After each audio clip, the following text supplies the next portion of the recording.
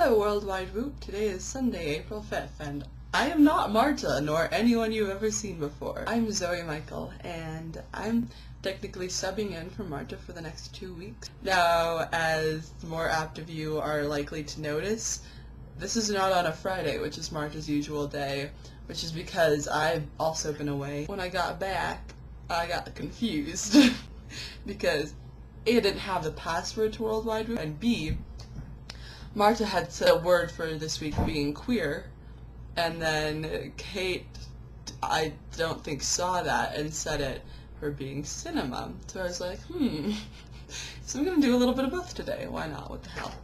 So, queer literature. Queer literature is my thing. I identify as queer, so I read a lot, and the two kind of go together. So I'm going to talk about just some of the books that I've been reading lately that would fall into the queer cinema category. The first I'll show you is Funhouse by Alison Bechdel, and this is a fantastic book. It's just an amazing graphic novel. It's about one girl's journey into adulthood and her relationship with her father and her relationship with her own sexuality, and it's such an interesting book. Alison Bechdel is also really well known for her comic strip called Dykes to Watch Out For.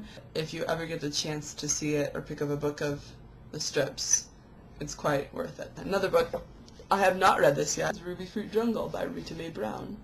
So, hey, I can't tell you more than check it out. Another book that I just finished reading is Oranges Are Not the Only Fruit by Jeanette Winterson. It's an incredible book. A book about one girl that grows up very religiously and has to kind of break out of that religion to be who she is. And another incredible book that I finished reading lately, I don't have it with me, but it's Angels in America by Toby Kushner. Toby Kushner is obviously gay, and this book deals very much with that theme. All I can tell you is that you should read it and you should watch the movie, and I think everyone in America should.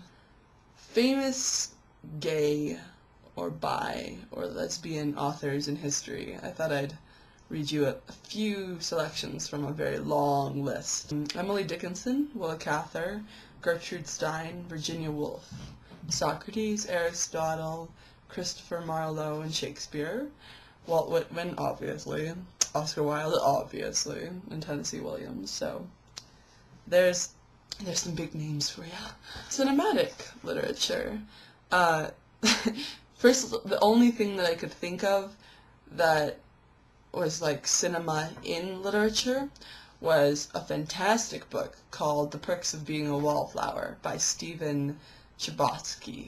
It's just a fantastic book, and if you are a fan of Catcher in the Rye, or if you are a fan of books like that, you need to read this. It's a beautiful book, a coming-age story about a boy, and the reason I say it's a cinematic book is that A, the author of this book was a film writer, and this is his first book, and so the book feels very much like a movie, which is really interesting, and it also talks a lot about movies, books, music. It encompasses a lot of outside pieces of media, which I think is really interesting because I had never read a book that did that as much as this did.